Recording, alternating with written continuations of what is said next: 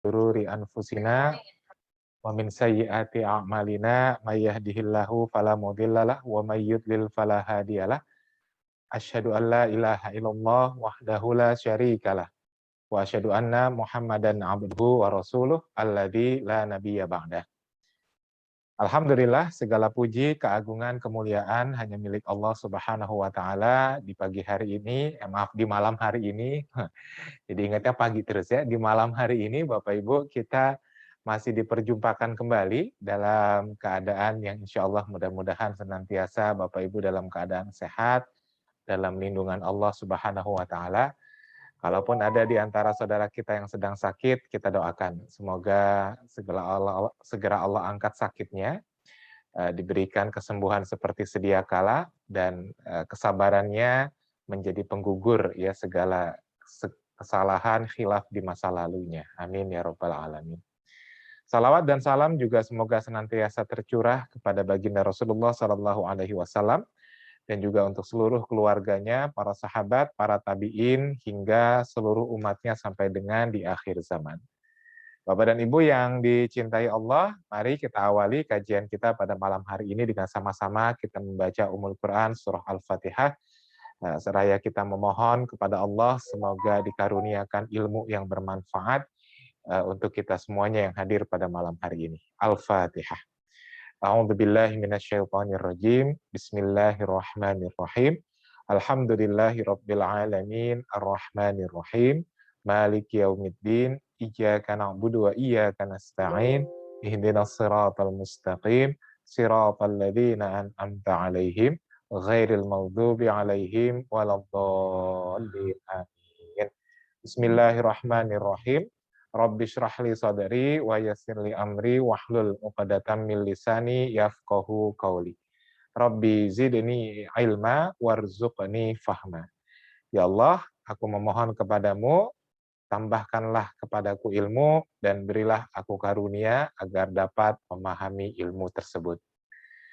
Alhamdulillah, Bapak dan Ibu, insya Allah di malam hari ini kita akan bersama dengan guru yang kita cintai, yaitu Ustadz Hendra Soleh, di mana kita akan membahas tema yang banyak di-request oleh Bapak dan Ibu, ya. Dan alhamdulillah hari ini kita bisa selenggarakan kajian tersebut, yaitu temanya adalah memahami jenis-jenis riba, khususnya di kondisi di zaman now, ya. Sehingga insya Allah mudah-mudahan dengan adanya kajian ini kita bisa lebih berhati-hati dan mawas diri lagi ya Bapak dan Ibu terhadap segala bentuk praktek-praktek riba yang ada di sekeliling kita. Sekaligus kita juga akan belajar Bapak dan Ibu malam hari ini, selain kita mengenal jenis-jenis riba, sekaligus kita juga tahu ya apa dampaknya riba itu sendiri terhadap kehidupan kita. Ya, seperti apa dampaknya dalam kehidupan kita baik secara langsung maupun tidak langsung. Dan insya Allah malam hari ini akan dikupas tuntas oleh Ustadz Hendra Soleh. Dan kita lihat nanti kondisinya, sekiranya memang pembahasannya menjadi sangat luas, maka bisa jadi pertemuannya tidak cukup hanya sekali ini saja. Mungkin bisa jadi pertemuannya akan diadakan beberapa kali seperti kajian-kajian sebelumnya ya, seperti ketika sebelumnya kita membahas tentang hukum waris ya. Baik Bapak dan Ibu, saya coba cek dulu ya apakah Ustadz sudah hadir. Oh sudah ya. Afwan Ustadz, tadi saya belum jadikan co-host. Oke, sudah ya. Baik, alhamdulillah Bapak dan Ibu, karena Ustadz sudah hadir, kita langsung saja ya, kita mulai saja. Insya Allah kita akan memulai kajian kita pada malam hari ini dengan tema memahami jenis-jenis riba dan apa dampaknya dalam kehidupan kita. Kepada Ustadz Hendra Soleh kami persilakan. Tafadhol Ustadz. Bismillahirrahmanirrahim. Assalamualaikum warahmatullahi wabarakatuh. Waalaikumsalam warahmatullahi wabarakatuh. Bismillah walhamdulillah wassalatu wassalamu ala rasulillah wa ala alihi wa sahbihi wa mawalah. Wa asyhadu an la ilaha illallah wahdahu la syarikalah wa asyhadu anna Muhammadan abduhu wa rasuluhu la nabiyya ba'dah. Rabbi shrah li sadri wa yassir li amri wahlul 'uqdatam min lisani yafqahu qawli amma ba'd. Taib, jazakallah pada Pak Kemas yang sudah memberikan waktunya ya untuk kajian pada malam hari ini, dan jazakumullah khairan katsiran juga kepada para bapak, para ibu yang sudah bisa hadir di kajian pada malam hari ini. Eh, Sempat salah waktu ya, Pak ya. Sebelumnya ada miskomunikasi, jadi saya dijadwalkan hari Sabtu. Cuman kebetulan hari Sabtu itu saya sudah ada agenda gitu ya, sudah ada agenda karena saya tadi ngehnya dijadwalkan hari Jumat seperti itu. Jadi ketika saya ada agenda Sabtu, saya menyanggupi di Bandung gitu ya, sehingga hari Jumat inilah yang saya plot untuk pertemuan di IQLC ini ya, seperti itu. Jadi ala kulli hal mungkin flyer yang sudah tersebar bahwa jadwalnya harusnya malam Ahad gitu ya, lantas kemudian ditukar, mudah-mudahan tidak mempengaruhi semangat kita untuk tetap belajar ya, seperti itu. Taib Bapak Ibu semuanya, ikhwan akhwat rahimakumullah, kita akan membahas di pertemuan kali ini tentang fikih muamalah ya. Fikih muamalah yang lebih difokuskan ke materi tentang riba ya, seperti itu. Ini materi yang sangat sensitif ya, sangat sensitif. Mungkin nanti pada beberapa hal, pada beberapa poin yang atau contoh atau skema yang nanti saya munculkan, jika ada yang dirasa kurang pas, kurang jelas, ya mangga didiskusikan saja seperti itu, karena memang karena minimnya edukasi tentang riba ini, banyak masyarakat yang masih belum paham sepenuhnya gitu ya. Yang masuk riba yang mana saja. Nah, sebaliknya juga termasuk banyak masyarakat yang karena minim edukasi tentang riba yang menganggap apa-apa riba gitu ya. Padahal tidak semua yang dilarang itu, yang dilarang dalam agama itu riba gitu ya. Jadi riba itu adalah salah satu jenis transaksi yang memang dilarang, tapi dia bukan satu-satunya gitu ya. Jadi yang dilarang dalam transaksi muamalah, dalam fikih muamalah itu bukan hanya riba gitu ya. Sehingga jangan sampai kita salah paham, mencampur adukan apa-apa riba, apa-apa riba. Pokoknya menyebutkan apapun yang dilarang terkait dengan muamalah disebutnya riba. Nah, seperti itu. Itu juga tidak ya. Atau misalkan apapun transaksi yang kita nggak paham gitu ya. Karena kita nggak paham, kemudian kita lantas mengatakan, wah ini riba nih gitu kan. Nah ini perlu difahami juga bahwa riba itu jelas ada batasannya, sehingga kita perlu memahami ya, agar kita tidak terjebak dan agar kita juga tidak memvonis seperti itu. Taib, izinkan saya untuk share screen seperti biasa ya. Cuman share screen blank gitu kan.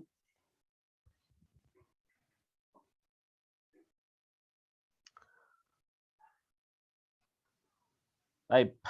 Nah, kita akan membahas tentang riba ya. Riba kita awali dari definisi dulu ya, meskipun mungkin harapannya tadi temanya adalah riba yang kekinian, yang zaman now gitu ya. Namun pada beberapa titik ya, atau pada beberapa kasus, saya sering sekali menemukan orang yang tidak paham tentang skema riba karena dia nggak paham dasar, materi pengetahuan dasar tentang riba. Sebetulnya materi riba ini mudah saja Bapak Ibu semuanya ya. Kalau kita paham dasarnya, maka insya Allah skema apapun yang diracik oleh orang-orang yang tidak bertanggung jawab ingin menjerat kita ke dalam transaksi ribawi, itu kita akan mudah bisa mendeteksi apakah ini riba atau tidak, seperti itu. Jadi kadang-kadang kita membahas sesuatu atau kita menelaah sesuatu, ya, kita bingung ini riba atau bukan, karena banyak sekali transaksi zaman sekarang itu yang dibuat rumit ya, yang dibuat rumit sehingga kita malah jadi bingung gitu kan. Ini transaksi ini masuknya seperti apa? Nah, kalau kita pahami riba dari dasar-dasarnya, ini beda seperti waris ya. Kalau waris itu memang rumit gitu ya. Tapi kalau riba itu sebetulnya mudah. Ya, riba itu mudah. Yang membuat rumit adalah orang-orang yang berusaha ngakalin riba gitu. Nah, karena berusaha ngakalin riba, dibuatlah transaksi itu rumit sehingga orang nggak paham kalau itu riba. Nah, gitu ya. Maka kita perlu pahami dulu tentang definisi riba ya. Baik. Dalam sebuah hadis Rasulullah Shallallahu Alaihi Wasallam bersabda, "Adz-dzahabu bidz-dzahabi, wal fiddatu bil fiddati, wal burru bil burri, wasyairu bisy'airi, wat tamru bit tamri, wal milhu bil milhi, mithlan bimithlin, sawaan bisawain, yadan biyadin."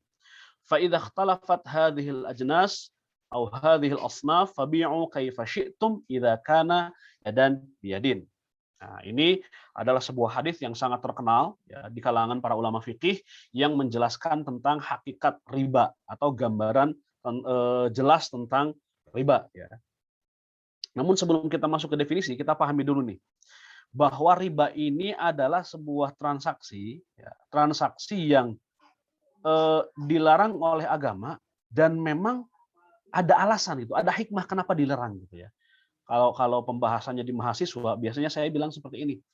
Riba ini adalah salah satu senjata utama kapitalisme dalam menggolkan tujuan-tujuannya, gitu ya.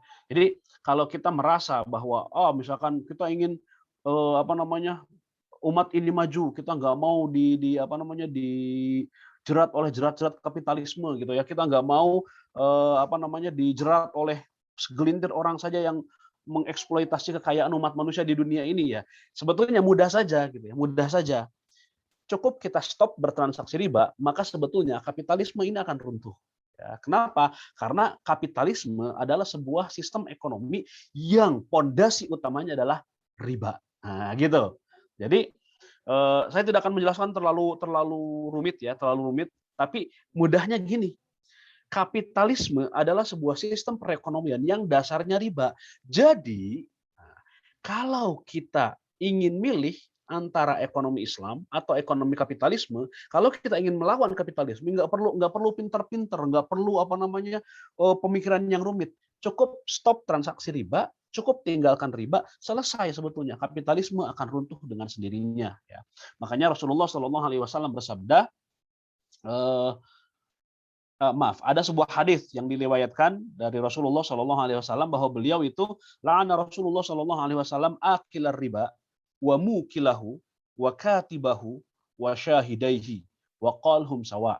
Saking dilarangnya riba. Ini saya membahas apa namanya urgensi dulu nih meninggalkan riba. Saking dilarangnya riba, Rasulullah itu mengatakan gini, Rasul itu melaknat orang yang memakan harta riba, orang yang memberi makan riba, maksudnya orang yang menyerahkan riba, orang yang mencatat riba, dan orang yang menjadi saksi dalam transaksi riba. Hum sawa. Mereka semua dosanya sama. Jadi kalau misalkan ada dua orang melakukan transaksi riba, kemudian satu orang sebagai apa namanya notarisnya gitu ya, dan satu orang atau dua orang sebagai saksi, nah, dalam transaksi ribawi, maka lima-limanya ini semua memiliki dosa yang sama dalam hal riba. Nah, saking besarnya dosa riba, maka Rasulullah Shallallahu Alaihi Wasallam betul-betul mewanti-wanti jangan sampai kita terjebak dalam riba.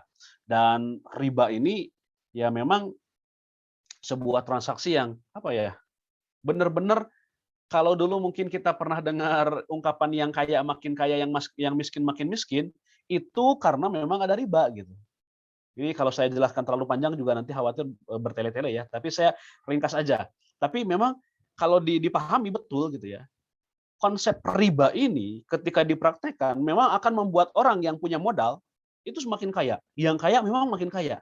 Dan yang miskin makin miskin. Kenapa? Karena dalam konsep riba, harta itu dipandang sebagai sesuatu yang produktif gitu, bukan sebagai komoditas gitu kan. Jadi uang itu kalau normalnya nih saya punya uang 10.000, saya simpan di loker gitu ya. 10 tahun kemudian uang 10.000 tadi tetap 10.000 gitu ya. Atau misalkan paling mudah emas deh.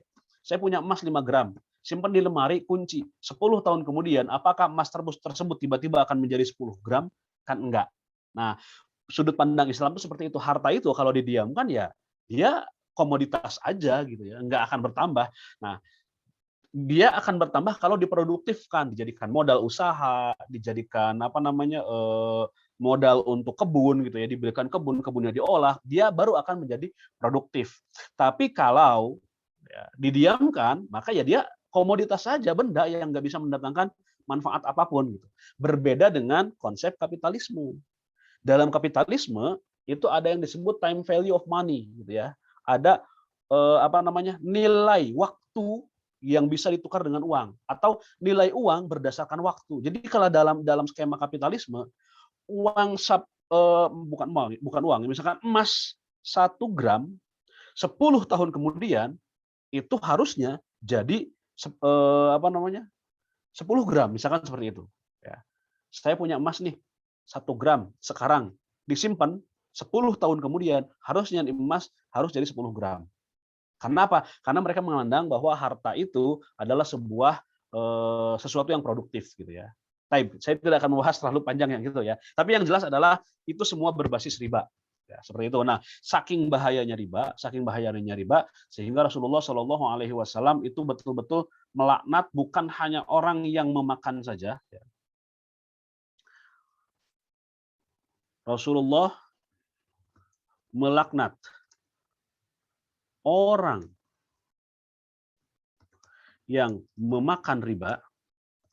Berarti ini kalau misalkan dalam konsep utang piutang nih, yang ngasih utang kemudian membebankan riba, nah ini orang pertama. Yang memberi riba, yang minjem uang, saya ikhlas kok, saya minjem 10 juta bayar 12 juta, saya ikhlas, ya. Nah, ini kan yang memberikan riba, dia juga tetap dapat laknat, ya. Yang mencatat, dia juga akan mendapatkan laknat, bahkan hanya sekedar yang jadi saksi, ya, yang jadi saksi itu juga mendapatkan laknat dari Rasulullah Shallallahu Alaihi Wasallam. Saking bahayanya riba. Oke, saya tidak akan terlalu panjang di sini, biar kita langsung ke teknis ya. Nah, kita bahas sekarang dengan tentang definisi riba. Apa itu definisi riba? Definisi riba itu adalah sebuah harta, ya, atau bukan sebuah harta, sebuah transaksi yang atas harta tertentu, kalau bahasa fikihnya itu aqdun ala iwadin makhsusin ghairi ma'lumit tamathuli fi mi'yar syara' halat al-aqdi au ma'a ta'khir. Sebuah transaksi atas harta tertentu.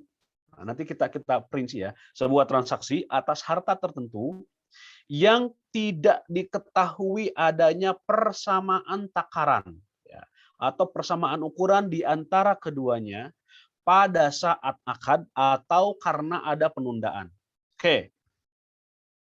Di sini ada tiga kata kunci ya. Nah, ini definisi riba. Suatu akad transaksi atas barang tertentu yang ketika akad berlangsung tidak diketahui kesamaannya menurut ukuran syariat atau dengan menunda penyerahan kedua barang yang menjadi objek akad salah satunya. Taib. Di sini ada 3 kata kunci yang perlu kita ingat. Yang pertama adalah ada harta ribawi. Ini jadi kunci. Yang kedua ada ketidakseimbangan. Yang ketiga ada penundaan. Oke, kita pahami dulu ini nih. Riba itu akan terjadi ketika ada poin-poin ini, ada kunci-kunci ini, 3 hal ini. Pertama, dia hanya terjadi pada harta ribawi. Nah, jadi ini dulu dipahami. Tidak semua barang atau harta itu masuk kategori harta ribawi gitu ya. Jadi ada kriteria yang tersendiri, ada karakteristiknya sendiri, mana yang termasuk ke dalam harta ribawi.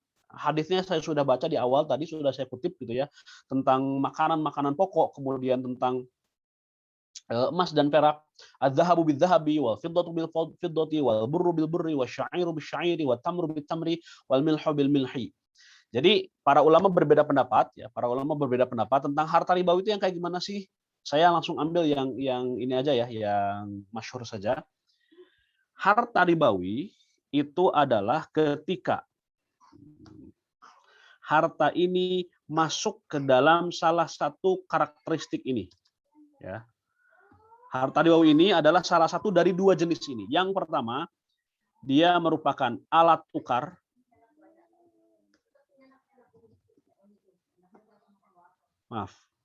Pertama dia emas dan perak. Yang turunannya adalah alat tukar, atau mungkin kita sebutnya sekarang itu mata uang ya. Rupiah, dolar, real, kemudian yen, Korean won gitu kan, dan seterusnya.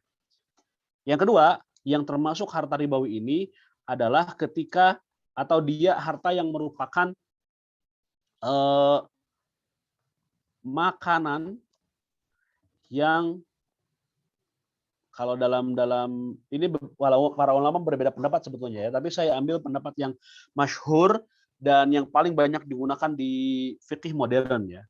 Makanan yang merupakan makanan pokok.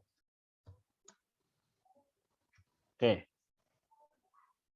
Baik, ini dulu nih pahami bahwa harta ribawi hanya terjadi jika yang ditransaksikan itu adalah emas perak yang turunannya adalah alat tukar atau mata uang dan atau gitu ya, makanan yang merupakan makanan pokok, beras, gandum, jagung, kemudian kurma, kemudian apalagi termasuk di dalamnya makanan-makanan yang dibutuhkan oleh hampir semua masyarakat, ya, hampir oleh semua masyarakat.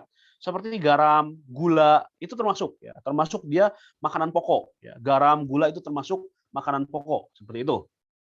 Baik. Nah, riba ini hanya terjadi pada hal ini. Jadi kalau misalkan kita berbicara, misalkan, Ustadz, saya nuker mobil, ya. Saya punya mobil, misalkan Kijang Innova keluaran baru. Nah, saya tuker dengan 2 mobil Toyota Avanza misalkan. Itu riba enggak? Enggak, ya. Kenapa? Karena mobil itu enggak termasuk harta ribawi, gitu ya. Jadi harta ribawi itu hanya berlaku pada harta yang sudah karakteristiknya jelas. Di sini emas perak atau turunannya adalah alat tukar. Yang kedua, makanan pokok, ya. Itu kata kunci pertama, hartanya adalah harta ribawi. Kita ambil dari definisi ini ya. Yang kedua, ada unsur ketidakseimbangan. Maksudnya ketidakseimbangan itu apa? Sekilo dengan sekilo setengah, 1 ton dengan 1,5 ton, ya, 1 gram dengan 1,5 gram, 10 gram dengan 12 gram, 1 juta dengan 1.200.000, 10 juta dengan 12 juta. Ada ketidakseimbangan. Seperti itu. Itu kata kunci yang kedua. Ya. Jadi ada ketidakseimbangan. Maksudnya kan kalau transaksi itu 2 sisi ya. Ada yang sisi memberi, sisi menerima kan gitu. Yang ini 10 juta, yang ini 12 juta, berarti tidak seimbang. Yang ini sekilo, yang ini 1,5 kilo, berarti tidak seimbang. Yang ini 1 liter, yang ini 1,5 liter, berarti tidak seimbang. Itu kata kuncinya. Nah, kemudian yang ketiga adanya penundaan. Maksudnya penundaan itu gimana? Transaksinya tidak dilakukan secara tunai. Nah, nanti kita akan bahas lebih lanjut lah. Baik, biar tidak terlalu panjang di sininya ya, tapi dipahami bahwa riba itu hanya terjadi ketika kita melihat 3 kata kunci ini. Dia terjadi dalam harta ribawi, kemudian ada ketidakseimbangan di antara transaksi yang terjadi. Ya, imma keseimbangan dalam bentuk jumlah atau tadi ketidakseimbangannya dalam bentuk penundaan. Penundaan itu gimana? Misal, saya, nah ini khusus dalam harta ribawi. Ini jangan sampai terjadi nih. Saya minjem beras sekilo gitu ya. Kemudian saya bayar lagi beras, bukan minjem beras, maaf, membeli beras sekilo sekarang dengan beras sekilo di masa depan. Itu tidak boleh. Ya, itu tidak boleh. Karena ini apa? Karena ini adalah transaksi jual beli, maka dia harus yadan biadin, harus saat itu juga. Seperti itu, gitu ya. Karena ini judulnya adalah transaksi. Beda kalau misalkan utang piutang. Utang piutang itu bukan transaksi. Utang piutang itu pinjam meminjam uang, gitu kan. Qard. Itu nanti ada beda tersendiri, ya. Baik, oke, sekilas lah. Nah, kemudian dari 3 kata kunci ini, maka para ulama menurunkan bahwa riba itu ada 3 jenis riba. Ya, ada 3 jenis riba. Apa itu 3 jenis riba? Nah, 3 jenis riba. Yang pertama, ada riba yang dinamakan riba fadl, ya, atau kelebihan atau ketidakseimbangan. Ini dasarnya dulu ya, mudah-mudahan tidak terlalu panjang. Kemudian yang kedua ada riba nasiah, riba karena penundaan. Nanti kita akan jelaskan. Dan yang ketiga ada riba qard. Ya. Riba dalam utang piutang.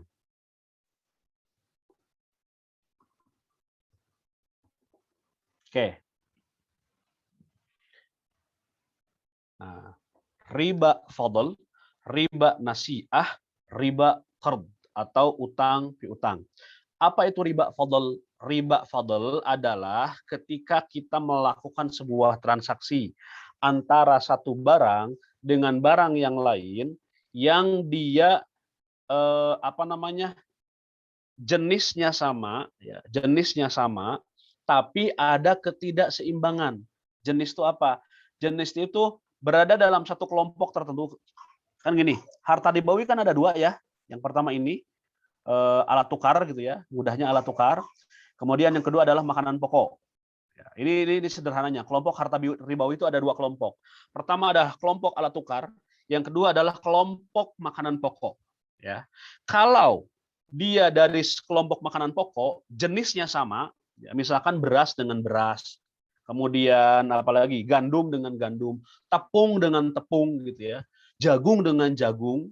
Nah, kemudian ada ketidakseimbangan, misal karena saya punya berasnya beras Cianjur gitu ya, yang kualitasnya premium, kemudian saya pengen tuker dengan berasnya beras yang biasa gitu ya, beras yang reguler, yang biasa. Nah, karena kan beras Cianjur kalau dijual kan misalkan sekilo itu 15.000, sementara kalau yang ini beras yang ini sekilonya 10.000 gitu ya. Ya wajar dong kalau misalkan saya minta menukar beras yang premium ini 1 kilonya dengan 1,5 kilo beras biasa. Nah itu nggak boleh gitu ya. Itu tidak boleh. Kenapa? Karena ada ketidakseimbangan. Saya rasa ini mudah ya. Saya rasa ini mudah. Kemudian atau misalkan emas batangan dengan emas perhiasan. Saya punya emas perhiasan dalam bentuk kalung, beratnya 10 gram.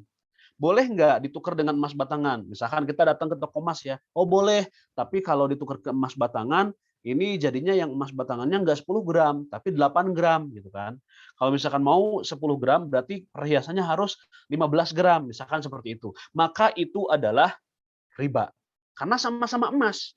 Tapi kan yang satu beda karat, Ustadz. Yang ini 24 karat, yang ini 18 karat atau 22 karat. Itu sama seperti beras tadi. Karena dia masih satu jenis, ya, dia masih satu jenis, maka tidak boleh adanya perbedaan jumlah, baik itu takaran maupun berat, ya, seperti itu. Itu namanya riba fadl. Jadi riba fadl ini riba yang berlaku ketika ada ketidakseimbangan jumlah saat melakukan transaksi.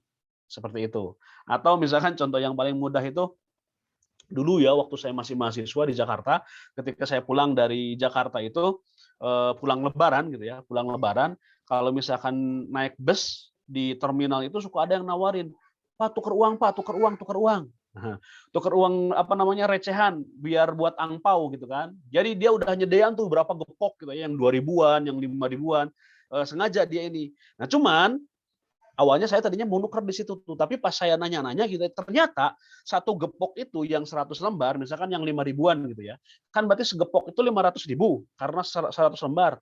Nah itu untuk menukar satu gepok 5.000-an itu, kita bayarnya bukan 500.000, tapi 520.000 misalkan.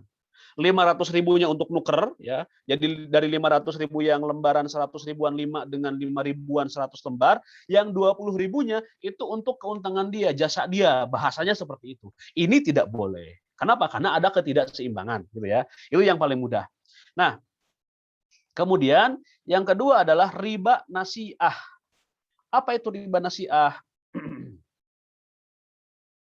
Nah, riba nasi'ah itu adalah adanya adanya penundaan. Penundaan itu maksudnya gimana ya?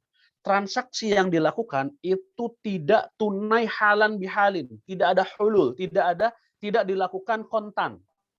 Mudah-mudahan bisa dipahami ini kontan tuh tunai di sini bukan cash ya. Tunai di sini adalah transaksinya saya beli dan saya terima gitu. Nah, contoh yang paling mudah adalah ketika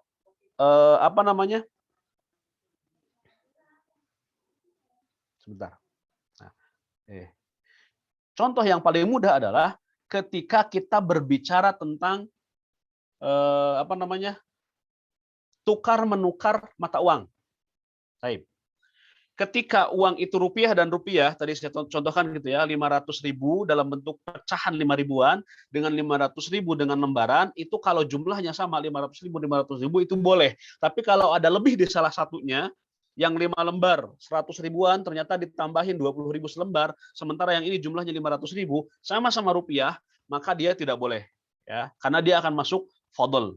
Nah, yang nasiah ini yang seperti apa? Ini berlaku kalau misalkan rupiah dengan dolar, misal ya, rupiah dengan dolar. Nah, ketika rupiah dengan dolar kan nggak mungkin ya. Oh, Ustadz, kalau gitu enak banget dong 5.000 rupiah tukar dengan 5.000 dolar gitu kan. Itu kan nggak masuk akal tentunya. Nah, para ulama jelas mengatakan karena di sini sama-sama mata uang tapi beda jenis, nah, maka hukumnya beda.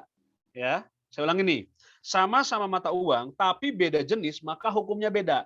Tidak ada syarat kesamaan di sini, kesamaan jumlah, tapi syaratnya adalah harus dilakukan secara tunai. Ya, harus dilakukan secara tunai. Kenapa? Karena memang riba yang terjadi itu adalah riba nasiah. Riba nasiah itu gimana?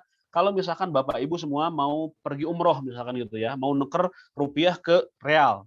Nah, untuk menukar rupiah ke real, syarat utamanya adalah harus yadan biadin. Saya bawa uangnya 1 juta ditukar dengan real. Karena saya nggak tahu kursnya ya. Jadi anggap saja misalkan 100 real gitu ya. Karena saya nggak tahu kursnya. Misalkan saya bawa 1 juta ditukar dengan 100 real. Saya kasih 1 juta, saya terima 100 real. Itu boleh. Ya. Tapi kalau misalkan saya kasih 1 juta, realnya dikasih nanti gitu ya. 1 hari kemudian misalkan, itu kan tidak tunai berarti. Salah satunya ditunda. Nah, ini masuk dalam kategori riba nasiah. Ya. Nah, nanti ada turunannya dari sini. Kita bahas di segmen berikutnya, di pembahasan berikutnya. Yang ketiga, jenis riba yang ketiga adalah qard. Oke, saya tulis aja nih gini nih. Riba fadl adalah ketidakseimbangan. Contoh, misalkan beras dengan beras. Ini harus sama beratnya. Atau misalkan emas dengan emas, ini harus sama beratnya. Nah, kemudian uang dengan uang, maksudnya uang di sini mata uang ya, harus sama jumlahnya. Jika, nah ini, jika dari mata uang yang sama. Maksudnya rupiah dengan rupiah gitu ya. Kalau misalkan rupiah dengan dolar gimana? Rupiah dengan dolar itu masuk kategori yang kedua. Dia boleh beda. Nah, riba nasiah ini adalah penundaan. Riba yang terjadi karena salah satunya itu ditunda. Yang satu dibayar sekarang, yang satunya dibayar nanti. Contoh misalkan, saya punya beras atau saya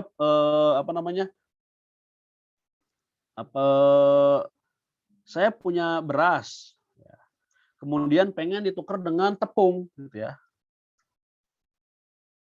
Nah, maaf, saya butuh tepung misalkan, saya butuh tepung.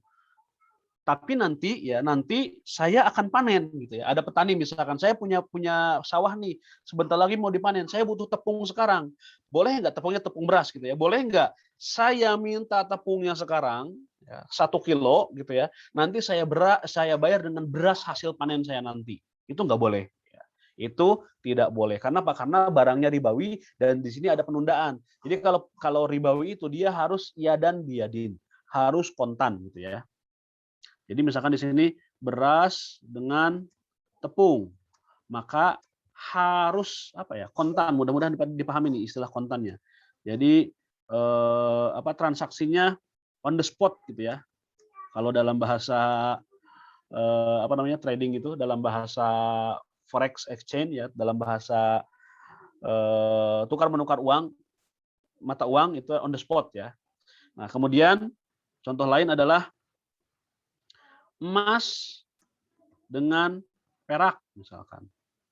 Ini juga sama, tidak harus sama jumlah tapi harus on the spot. Nah, contoh lain, uang dengan uang yang dari ini juga sama, harus kontan atau on the spot. Maksudnya dari mata uang yang berbeda. Oke. Misalkan rupiah dengan dolar gitu ya. Kalau yang ini rupiah dengan rupiah, misalkan yang ini uang rupiah dengan uang dolar misalkan seperti itu. Ini harus kontan. Boleh beda tapi harus kontan gitu ya. Jadi kalau misalkan Bapak Ibu semua mau menukar uang, mau ke money changer gitu ya. Money changer itu harus harus transaksinya harus tunai. Seperti itu tidak boleh rupiah hanya saya transfer sekarang, kemudian dolarnya ditransfer 2 hari kemudian, 3 hari kemudian. Termasuk sebagian ulama, tapi sebagian ulama memberlakukan ini pada transaksi uang dengan emas. Meskipun di sini masih ada perbedaan pendapat para ulama gitu ya. Taib. Yang ketiga, nah ini yang paling banyak sekali prakteknya pada zaman sekarang itu adalah riba qard. Nah, apa itu riba qard? Qard adalah riba utang piutang. Ya, riba yang melibatkan utang piutang, uang dengan uang tentunya, yang dia pembayarannya lebih karena ada apapun alasannya. Ya. Jadi riba qard ini itu adalah riba yang terjadi apa namanya bahasa hadisnya seperti ini. Manfaat yang diambil karena utang piutang. Ustadz bahasanya kok aneh banget, manfaat yang diambil karena utang piutang. Ini bahasa hadis ya. Kullu qardin jarra bihi naf'an fahuwa riba. Setiap ada manfaat atas sebuah transaksi utang piutang maka itu riba. Nah, jadi manfaat ini tidak melulu harus uang. Ya, misal gini. Ini apa namanya transaksi riba yang paling banyak sekali contohnya zaman sekarang dan paling banyak sekali skemanya diberlakukan di zaman sekarang. Ya. Contoh paling mudahnya adalah contoh utang piutang yang paling klasik gitu ya. Saya pinjam 1 juta gitu ya, pinjam 1 juta, bayar 1 bulan kemudian dengan nominal 1,2 juta misalkan. Nah ini utang piutang nih. Saya misalkan minjem uang ke Pak Ahmad ya. Pak Ahmad, saya pinjam uang dong 1 juta. Ya udah, bayarnya kapan?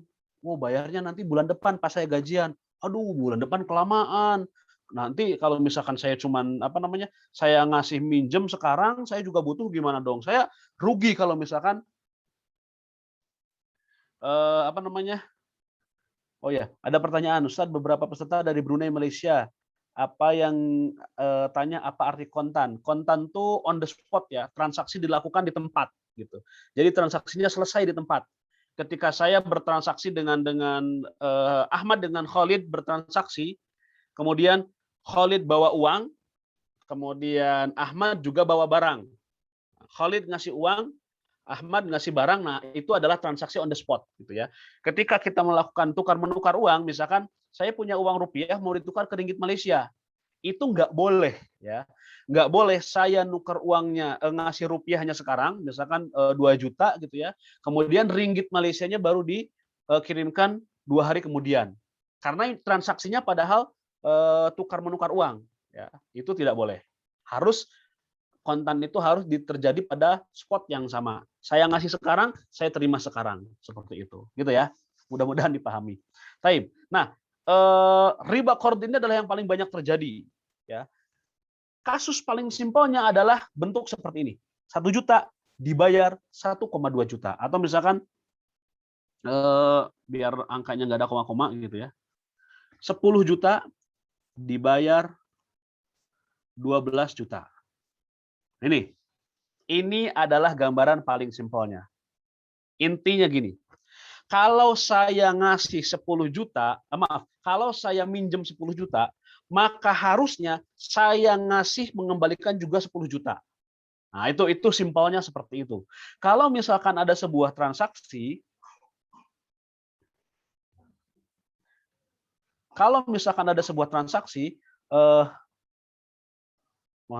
mohon maaf Bapak Ibu kalau misalkan ada pertanyaan boleh di forward ke admin ya. Khawatir apa namanya kelewat chatnya. Ini ketika saya tampil saya cuma baca sekilas. Kalau misalkan tadi kaitannya dengan materi kan memang bisa dibahas ya. Tapi kalau misalkan pertanyaan mungkin bisa di forward ke Pak Kemas ya, biar nanti dikoordinir gitu ya. Khawatir kelewat kalau sama saya. Seperti itu. Ya. Baik. Jadi kalau misalkan gambaran paling mudah itu adalah 10 juta bayar harus 10 juta lagi. Nah, kalau misalkan ini beberapa gambaran nih. 10 juta dibayar 12 juta, ini jelas riba ya. Ini jelas riba, gitu. Riba. Kalau misalkan ada kayak gini, saya pinjam 10 juta, bayarnya 10 juta juga, ya, 10 juta, tapi plus gitu ya, plus ngasih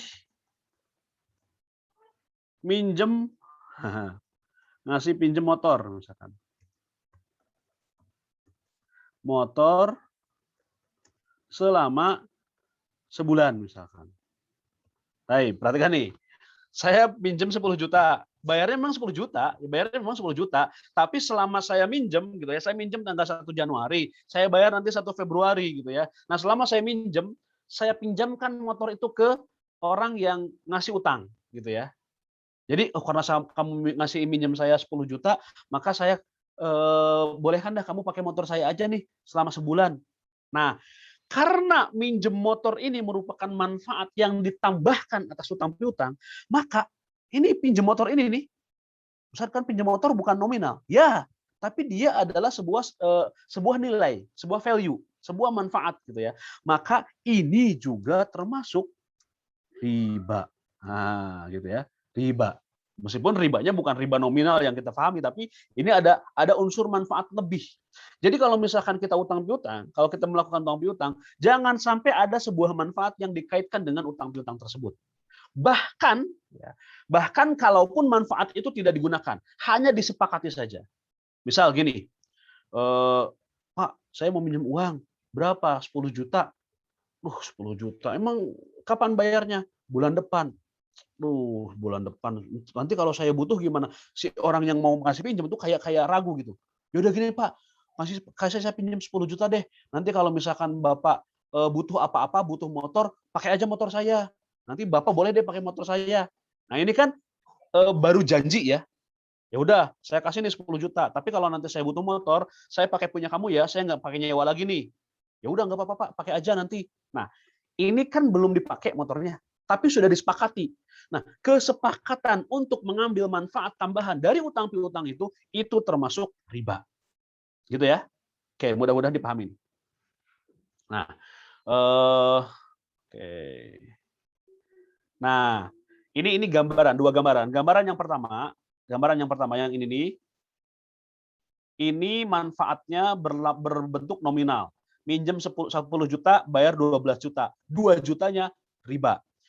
Yang kedua, ini berbentuk manfaat. Minjem 10 juta, bayar 10 juta. Tapi plus ngasih pinjem motor selama 1 bulan. Nah, ngasih pinjem motor selama sebulannya, itu riba. Ini bentuk paling simpel. Ya. Bentuk paling simpel. Nah, maka dari sini kita bisa ambil sebuah kesimpulan. Kita ambil sebuah kesimpulan, kalau akadnya, kita punya akad, ya, kalau kita punya akad, akadnya adalah qard atau utang piutang. Nah, kemudian plus manfaat, maaf bukan gini, akadnya adalah qard, kemudian ditambah manfaat, maka itulah yang dinamakan riba. Seperti itu. Oke. Mudah-mudahan ini bisa dipahami nih. Ini harus rada fokus dikit nih. Kalau akadnya adalah qard atau utang piutang, kemudian ditambahkan manfaat selain utang piutang tersebut sebagai konsekuensi atas utang piutang tersebut, maka itu adalah riba, gitu ya. Nah, dari sini ini banyak sekali sebetulnya skema-skema yang bisa berlaku, ya, skema-skema yang nanti bisa dilakukan oleh para pelaku ekonomi. Contoh, ini contoh-contoh nih, contoh bentuk-bentuk riba ya. Adaptasi dari kaidah ini. Pokoknya akadnya pertama adalah qard, gitu ya, utang piutang. Kemudian yang kedua ada manfaatnya. Nah, atau tadi ya, kalau ada ketidaksamaan nominal ini jelas riba atau terjadi pada qard. Contoh pertama, denda keterlambatan pembayaran. Oke, denda keterlambatan pembayaran atau mungkin yang sebut bunga pinjaman gitu ya. Saya pinjam tenornya selama 1 tahun, tapi kalau ada keterlambatan cicilan dalam setiap bulan, nah setiap keterlambatannya tuh didenda 0, sekian persen dari pokok pinjaman saya. Nah, itu adalah riba. Kenapa? Karena ada tambahan di sini atas utang yang pokok, ya. Itu. Atau mungkin ini bunga pinjaman gitu ya. Ini yang paling mudah, ini yang paling simpel nih. Saya rasa ini semua orang, semua Bapak Ibu di sini sudah tahu ya. Kemudian yang kedua adalah bunga bank. Nah, bunga bank ini juga saya rasa sudah apa namanya, sudah familiar ya. Bunga bank itu jadi riba. Kenapa sih bunga bank itu riba? Karena gini, bunga bank jadi riba itu adalah, maksudnya bunga bank tuh gini, saya nabung nih atau saya deposito di bank konvensional gitu ya. Deposito 10 juta. Selama 12 bulan saya dijanjikan bunga sebanyak 4% misalkan. Ya. Selama 1 tahun kan rata-rata bunga deposito itu 3-5% ya setahun. Nah, saya deposito selama 1 tahun saya diberikan bunga sebesar 4% dari deposito saya. Ini adalah riba. Kenapa? Karena statusnya ketika saya menyimpan deposito di bank, itu akadnya adalah utang piutang, kredit dan debit. Saya sebagai kreditur, bank sebagai debitur. Makanya ketika saya nyimpan deposito di rekening itu dicatat kredit ya. Karena memang statusnya sebagai pinjaman dalam tanda kutip ya. Pinjaman dari saya sebagai nasabah kepada bank. Nah, sementara saya mengharapkan imbal hasil dari bank gitu kan. Imbal hasil dalam bentuk bunga. Maka bunga ini adalah kelebihan atau manfaat dari transaksi tadi. Ngasihnya 10 juta, pengennya 14 juta flat gitu kan. Kan berarti ini sebuah manfaat yang ditentukan. Nah, ini juga jadi riba gitu ya. Itu mungkin gambarannya. Saya rasa ini sudah banyak lah. Kemudian leasing konvensional. Saya tidak akan yang membahas syariah ya. Leasing konvensional atau pembiayaan konvensional. Ini juga ribawi. Ya. Saya mau nyicil mobil, nyicil motor, tapi pakai leasing. Leasingnya konvensional. Sebetulnya skema yang dipakai apa sih sama leasing? Ketika kita membeli motor via leasing, pembiayaannya lewat leasing, sebetulnya kita pinjam uang dari leasing untuk dibelikan kendaraan. Ibaratnya kan kita beli kendaraan tapi ditalangin dulu pembayarannya sama leasing karena kita nggak punya uang gitu kan. Nah, saya mau beli motor nih harga 20 juta gitu kan. Nah, ditalangin dulu uangnya sama leasing. Udah tuh, udah ditalangin pembeliannya. Kamu ambil sana motornya ke dealer gitu kan. Akhirnya saya bawa motor ke dealer. Nah, saya kan minjem uang 20 juta, tapi nyicilnya itu jadinya 25 juta, jadinya 30 juta. Berarti kan sama nih kayak tadi, ya.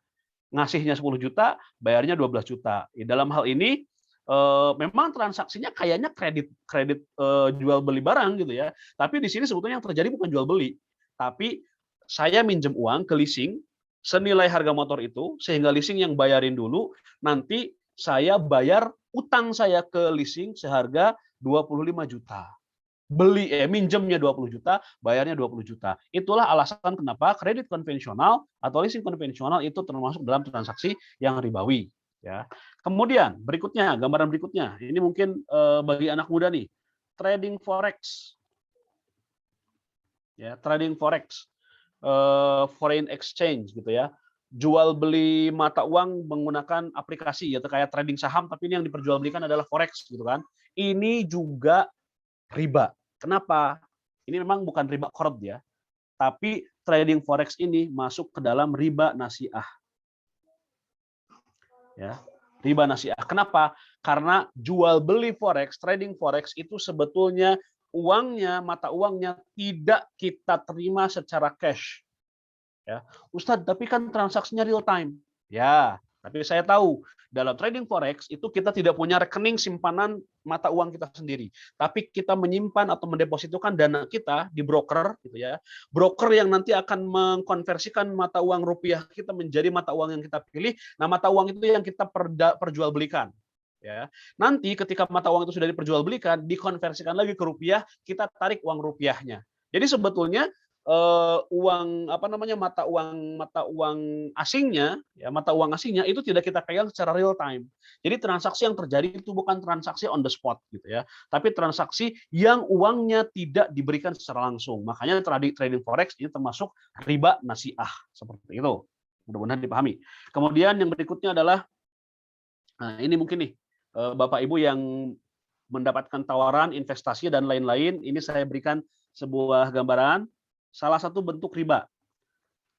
Return investasi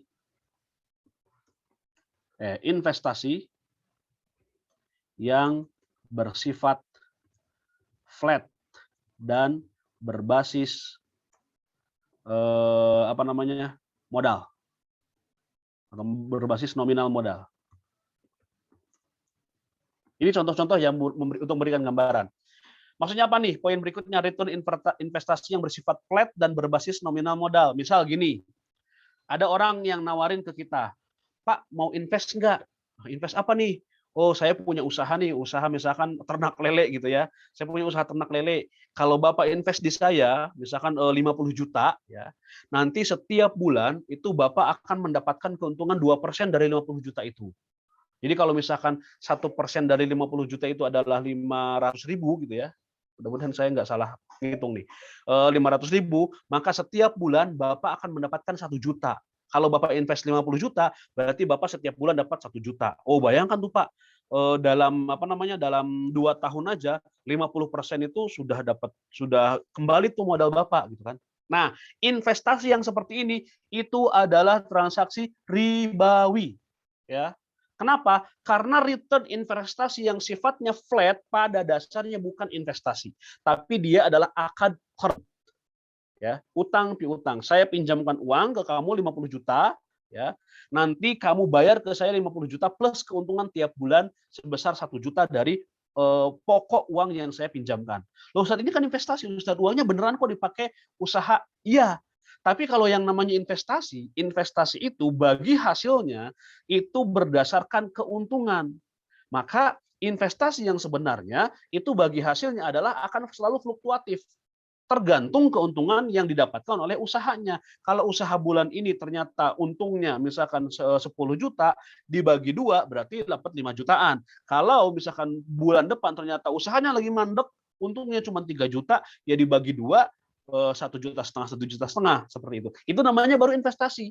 Ya. Tapi kalau misalkan ada orang menawarkan investasi, return-nya flat, ya, maka itu bukan investasi, tapi adalah utang piutang. Sehingga kalau misalkan dia return flat, maka dia ada return dan flat, maka itu adalah riba, seperti itu. Mungkin nanti dibahas dalam tanya jawab kalau misalkan ada yang mau ditanyakan ya. Nah, kemudian sedikit lagi nih, kartu kredit ya. Kartu kredit ini juga ribawi. Kenapa? Karena kartu kredit itu berbasis bunga. Meskipun, Ustadz, nggak melulu kok kartu kredit itu udah ada bunganya, Ustadz. Kalau kita membayar tagihannya tepat waktu, nggak lewat limit, kemudian kita nyicil selalu di bawah limit dan kita selalu bayar tepat waktu, itu nggak ada tambahannya kok, Ustadz. Betul. Tapi dalam transaksi, dalam akad yang kita tanda tangani, kita menyepakati bahwa kalau saya telat, nanti saya akan dikenai denda. Nah, kita menyepakati akan adanya manfaat seandainya nanti terjadi keterlambatan, itu sudah termasuk dalam kategori riba. Seperti itu. Nah, kemudian yang terakhir ini yang bla bla bla, pay letter gitu ya. Ini yang letter-letter nih. Shopee Pay Later, kemudian OVO Pay Later, kemudian GoPay Later, kemudian apapun yang pakai letter gitu, itu hukumnya sama seperti kartu kredit dan dia adalah riba karena dia berbasis utang piutang dan ada manfaatnya di sana seperti itu. Ini mungkin beberapa gambaran ya, beberapa gambaran model-model riba zaman sekarang. Sebetulnya skemanya banyak sekali, dan biasanya kalau misalkan kita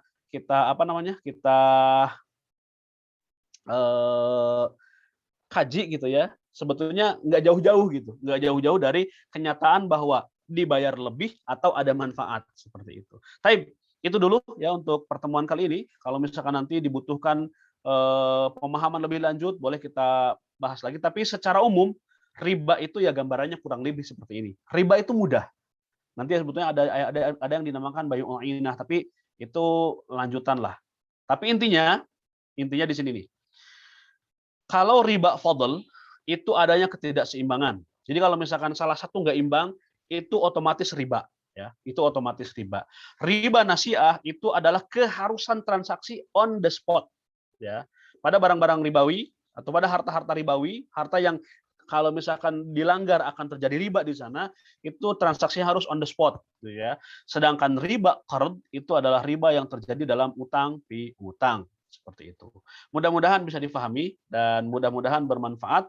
Barangkali nanti ada tanya jawab ya, bisa diakomodir di sesi berikutnya atau di sesi setelah ini. Saya serahkan kembali ke Pak Kemas untuk memimpin acara. Mangga silahkan barangkali ada pertanyaan. Ya, baik. Alhamdulillah, syukran, jazakallah Ustadz atas pemaparannya dari tema kita pada malam hari ini ya Bapak dan Ibu. Tentu pertanyaan ini sudah dikumpulkan dan ada banyak sekali dan sebagian pertanyaan yang ditanyakan ini juga sepertinya sudah terjawab, termasuk tadi yang pertanyaan perihal kartu kredit dan juga pay letter. Jadi mungkin saya akan fokus kepada pertanyaan-pertanyaan yang belum terjawab dan pertanyaannya mohon maaf tidak saya buat everyone supaya Bapak Ibu bisa fokus dulu mendengarkan Ustadz Hendra. Insya Allah pertanyaan private yang Bapak Ibu telah ketikkan sudah masuk ke saya dan saya akan ambil beberapa ya Bapak dan Ibu. Dan kalau belum terjawab juga pertanyaannya hari ini, sepertinya kita bisa adakan bagian yang keduanya mungkin nanti di pekan berikutnya di mana kita fokus untuk membahas tentang pertanyaan-pertanyaan lebih lanjut ya dari pembahasan yang sudah kita lakukan pada hari ini. Baik, Ustadz, pertanyaan pertama saya ambil dari yang paling banyak ditanyakan, Ustadz. Jadi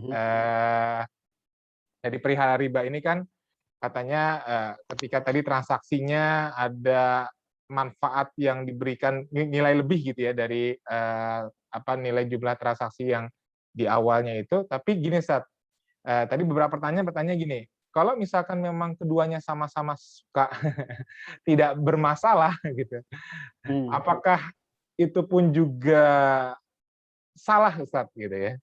Kalau Baik. misalkan dua-duanya udah sama-sama oke, nggak apa-apa kok diberikan ada nilai lebih, nilai tambah gitu. Itu yang pertama. Dan yang keduanya juga ada begini, mungkin tidak disepakati, tapi atas inisiatif saja gitu, atas inisiatif. Jadi karena dia udah mau diutangin, tadi beli motor 10 juta, atas inisiatif nanti saya kasih lebih deh gitu ketika saya bisa melunasi hutang itu. Gimana Sat atas dua Baik. pertanyaan ini Sat? Pertanyaan pertama, itulah yang saya bahas di awal gitu ya. Kenapa riba ini Rasul laknat sampai 4 pihak gitu ya. Akilur riba, mukilahu, katibahu, wa syahidaihi. Ya. Yang memakan riba, yang memberi makan riba, yang mencatat riba, dan yang menjadi saksi riba. Ini dengan asumsi keempat-empatnya sama-sama ridho atas transaksi yang terjadi. Ya. Ridho aja nggak boleh, apalagi kalau salah satunya terpaksa gitu ya. Meskipun keumamannya terpaksa, tapi kalaupun ada yang ridho itu udah nggak boleh gitu. Seperti itu. Jadi justru riba itu dilarang ketika semuanya sama-sama ridho. Dia jadi haram dan dilaknat ketika memang yang keempatnya ridho dengan transaksi riba. Kenapa? Karena memang riba itu adalah sesuatu yang diharamkan seperti itu. Nah, kemudian pertanyaan yang kedua, jadi tidak ada istilah suka sama suka ya di sini, rela sama rela ya. Jadi kalau dalam riba itu kita menghukumi transaksinya, bukan menghukumi apa yang dirasakan oleh yang bertransaksi gitu ya. Gitu. Jadi transaksinya ada salah satu lebih, maka dia otomatis masuk kategori riba dan itu diharamkan. Bagaimana kalau misalkan bentuknya tadi ya, saya inisiatif aja, boleh dengan syarat. Dengan syarat ada 2. Syarat yang pertama, dia tidak menjadi tradisi, ya, bukan menjadi tradisi. Misal, memang sih nggak disepakati gitu kan, tapi biasanya gitu ya, setelah kalau habis minjem uang ngasih 10 juta, ya masa iya nggak bawa bungkusan gitu kan, ya masa iya nggak ngasih bolu gitu kan, nggak ngasih brownies. Nah, itu sudah jadi tradisi. Nah, kalau jadi tradisi, maka dia akan menjadi semacam kewajiban. Maka tidak dikatakan riba, tapi syubhat. Ya, bisa jadi itu riba, tapi tidak dihukumi sebagai riba langsung. Nah, syarat yang kedua diberikan setelah, ya, setelah pelunasan pinjaman atau pelunasan utang piutang. Kalau diberikan sebelum atau selama masa pembayaran, selama masa cicilan, maka itu tetap tidak diperbolehkan. Jadi diberikannya setelah, misalkan nyicil nih sebulan 1 juta gitu kan, lunas 10 juta, kemudian nggak ada tradisi dan orang dia nggak ngarep gitu loh. Kita tahu dia orang soleh gitu kan, misalkan nih, kita tahu dia orang soleh, tapi karena kita udah merasa berterima kasih ditolongin gitu kan, akhirnya udah selesai ini, Mas, ini alhamdulillah ini udah bantu saya, ini saya ada sedikit, misalkan saya bawain keripik pisang, misalkan seperti itu gitu ya, tanda terima kasih. Nah itu boleh-boleh saja seperti itu. Selama 2 syarat tadi terpenuhi, tidak jadi tradisi dan diberikan setelah selesai masa jatuh tempo utang piutangnya. Gitu. Oke, terima kasih Ustaz. Ya, insya Allah tadi ini menjawab beberapa pertanyaan ya Bapak dan Ibu perihal ini. Jadi sekali lagi memang riba itu memang fokusnya kepada transaksinya Ustaz ya. Jadi sekalipun tidak bisa menjadi dalih juga ketika mengatakan bahwa ini Iya. sama-sama ridho kok, sama-sama nggak ada masalah kok gitu ya. Oke, baik, alhamdulillah. Baik, lanjut Bapak Ibu, ini mungkin beberapa pertanyaan ini sepertinya panjang sekali. Alangkah baiknya mungkin bila ditanyakan secara langsung saja ya. Saya boleh berikan kesempatan untuk Bu Nova. Bu Nova boleh diaktifkan mikrofonnya. Mungkin ada yang belum terjawab Bu dari pertanyaannya, silakan. Ini mohon maaf saya ini ya off cam. Ya, silakan Bu, nggak apa-apa Bu. Jadi gini masalah yang pay letter tadi, kan nggak mungkin kalau misalnya aplikasinya itu nggak dapat untung gitu. Kalau misalnya dia nggak dapat untung kan namanya juga bisnis, pasti kan dia nggak akan mau ada Shopee Pay Later atau ada pay pinjaman gitu kan. Pasti seenggak-enggaknya tuh pasti ada lah bunganya gitu atau ada biaya admin gitu. Kalau misalnya sama sekali nggak ada tuh mungkin juga bank juga nggak mau gitu. Jadi gimana tuh? Itu aja sih tambahan pertanyaannya. Nah, Makasih. Ya, baik. Gini, kalau kita berbicara masalah untung ya, itu kalau misalkan Shopee Pay Later atau misalkan lebih umumnya lagi bank gitu ya, dia melakukan berikan pinjaman, terus kalau misalkan dibalikinnya sama-sama juga dia dapat untung dari mana. Nah, inilah bedanya sudut pandang Islam dengan sudut pandang kapitalisme. Dalam Islam, qard itu, utang piutang itu, dia statusnya adalah ta'awun, ya. Dia statusnya adalah tolong menolong, bukan industri bisnis. Nah, gini, ini yang tadi di awal saya nyatakan sebagai pembeda antara ekonomi Islam dengan ekonomi kapitalisme. Dalam Islam, utang piutang itu asasnya adalah asas saling tolong menolong. Sehingga kalau misalkan kita berbicara tentang utang piutang, maka yang diharapkan adalah balasan dari Allah Subhanahu wa taala. Sementara dalam kapitalisme, utang piutang ini adalah justru menjadi industri bisnis. Sehingga mereka menjadikan utang piutang ini sebagai ladang profit mereka seperti itu. Ini yang tidak boleh dalam Islam, gitu kan? Ini yang tidak boleh dalam Islam. Terus kalau misalkan gitu berarti Shopee kemudian bank itu nggak dapat untung dong. Dia dapat untung dari mana dong? Nah, sebagai informasi, marketplace misal Shopee kemudian Tokopedia, Bukalapak. Kalau misalkan kita sebagai konsumen di sana, memang kita tidak akan tahu ya ini marketplace dapat untung dari mana gitu kan. Tapi kalau kita sebagai pedagang, karena saya sempat jualan online gitu ya di marketplace gitu kan, itu ada biaya transaksi namanya. Jadi per kali penjualan itu ada nominal yang dipotong dari transaksi saya. Misalkan kalau di sebuah marketplace itu ada 1.000 penjual saja, 1.000 pelapak.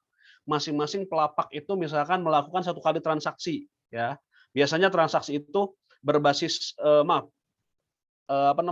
biaya itu berbasis transaksi. Misalkan 1.000 pelapak ini ya, 1.000 pelapak ini melakukan 1 kali transaksi. 1 kali transaksi biasanya memang nominalnya tidak besar. Dia dikenakan cas Rp1.000 ya.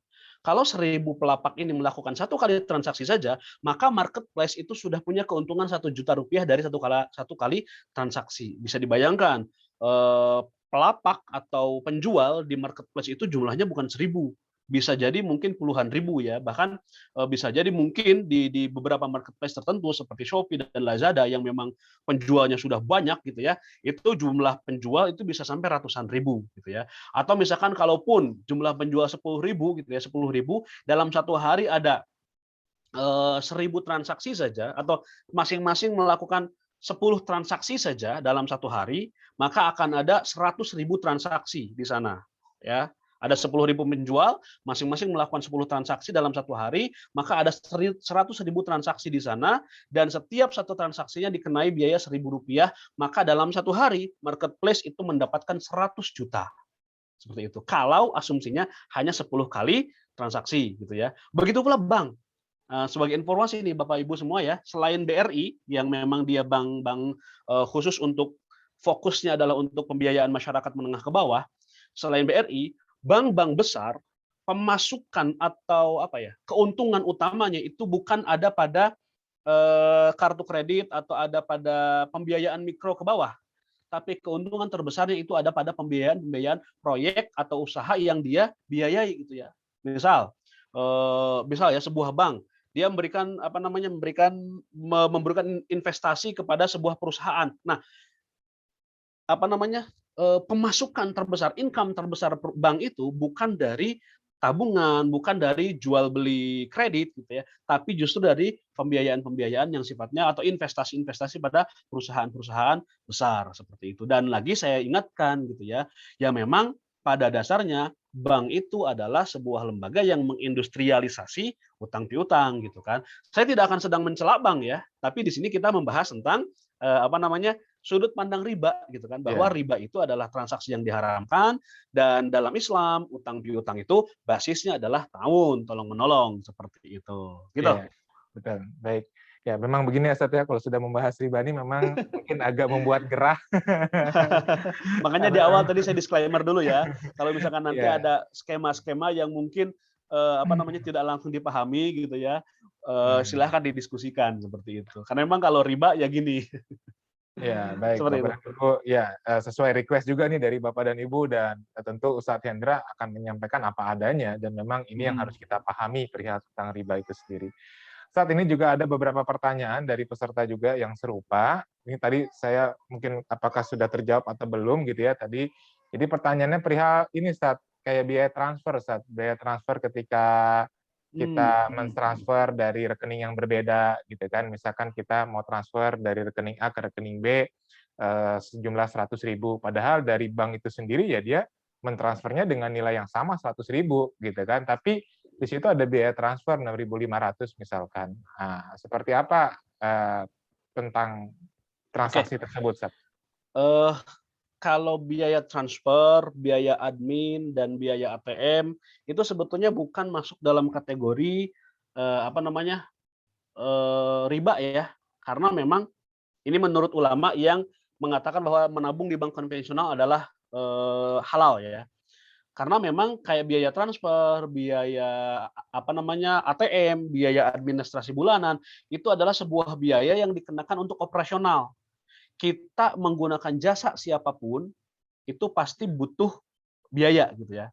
Itu ibaratnya kayak gini, eh, saya ada teman misalkan gini, ada teman mau berangkat ke Cirebon gitu ya, kebetulan saya posisi di Kuningan, ada teman mau berangkat ke Cirebon, ke kampus saya di IAIN misalkan seperti itu gitu ya. Kebetulan saya punya utang ke teman saya di IAIN. Nah, terus saya bilang ke teman saya ini yang mau berangkat ke Cirebon, kamu mau ke Cirebon ya? Nitip dong uang 100.000 ya. 100.000 ini tolong kasihin ke Pak Ahmad ya di IAIN gitu kan. Nanti saya kasih lah buat bensinnya nih 10.000. Nah, perhatikan ya, 100.000 yang saya titipkan itu adalah uang yang diperuntukkan ke teman saya di IAIN. Sementara 10.000 ini adalah operasional karena saya sudah menggunakan jasa teman saya ini. Jadi 10.000 ini tidak ada kaitannya dengan utang piutangnya, tidak ada kaitannya dengan nominal yang saya transferkan. Itu murni uang jasa, uang operasional, uang administrasi kalau misalkan di bank seperti itu. Dan itu tidak masalah. Nah, begitu pula kalau misalkan gini, oke, kita kembali ke contoh nuker uang tadi ya. Misalkan kalau tadi kan saya bilang gini, apa namanya di terminal kita ngasihnya 520.000, kita dapatnya 500.000 gitu ya, karena itu yang 20.000 katanya jasa dia gitu kan. Itu tidak boleh. Tapi lain hal kalau ceritanya kayak gini, saya di rumah nih, kemudian kebetulan tetangga saya tukang ojek gitu ya. Saya minta tolong, "Bang, minta tolong dong tukerin uang saya ini ke bank, saya ada uang 100 ribuan, 10 biji 1 juta, pengen buat angpau besok nih. Minta tolong ya ke bank, saya nggak sempat ke bank. Oh yaudah sini saya apa namanya, saya tukerin sini ke bank." Nah, berangkatlah si tukang ojek itu ke bank, dia nukerin uang 100 ribuan tadi dengan uang 5 ribuan. Dapatlah dia 200 lembar gitu kan, 2 gepok ke sini. Kemudian balik lagi ke rumah saya. Ini Pak, ini Ustadz, udah dapat nih uangnya 100.000 apa namanya, 5 ribuan 2 gepok gitu kan. "Oh udah, terima kasih Bang ya, ini ongkosnya." Saya kasih 20.000. Nah, yang 20.000 ini bukan riba. Kenapa? Karena ini jasa si tukang ojek tadi. Untuk tukang ojek tadi dia menukarkan uang ke bank. Itu tukar menukarnya jelas antara saya dengan bank gitu kan. Sementara yang 20.000 tadi adalah ongkos ojeknya dan ini memang murni ongkos ojek gitu kan. Bukan ongkos, bukan kelebihan uang 20.000 atas yang ditukarkan tadi. Seperti itu. Jadi di sini yang terlibat 3 pihak. Ada saya dan bank yang melakukan tukar menukar, ada ojek sebagai jasanya. Antara saya dengan bank tukar menukarnya sama, 1 juta dibayar 1 juta. Sementara 20.000 saya kasih ke tukang ojek sebagai fasilitatornya. Begitu pula ketika kita transfer tadi gitu ya. Seperti itu. Mudah-mudahan bisa dipahami. Oke, baik. Berikutnya ini dengan Ibu Widya. Bu Widya mungkin boleh bertanya langsung, Bu, perihal pertanyaan tentang emas tadi. Ini mungkin bisa lebih jelas kalau bisa bertanya langsung, silakan boleh diaktifkan mikrofonnya. Assalamualaikum Ustadz.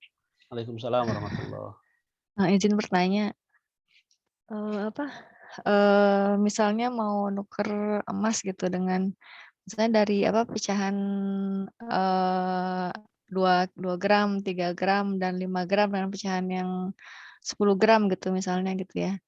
Nah, penjualnya tuh nggak punya dia, jadi dia harus ke agen dulu. Nah, tapi syaratnya kalau ke agen dia harus kirim si yang mau nuker itu harus kirim ke penjualnya dulu, nah penjual kirim ke agen, nanti baru agen kirim ke yang mau nuker tadi gitu, kayak gitu. Nah, itu kira-kira, selang selang antara 2, 3 hari gitu. Nah, itu apakah termasuk riba juga gitu? Oke. Sebetulnya kalau misalkan kayak gitu, itu bisa kan kita mau nukernya ke agen tadi gitu ya. Nah, tapi ini judulnya karena si agennya nggak ready stoknya gitu ya, dia harus nuker dulu ke agen yang lain. Nah, Iya. maka sebetulnya untuk mensiasatinya gitu ya, untuk mensiasatinya kita bukan menuker ke si agen yang bersangkutan, tapi kita nukernya ke pusatnya tadi, cuman lewat si agen tadi. Si agen tadi itu sebagai wakil. Nah, ini masuknya sama kayak saya ke tukang ojek tadi gitu loh.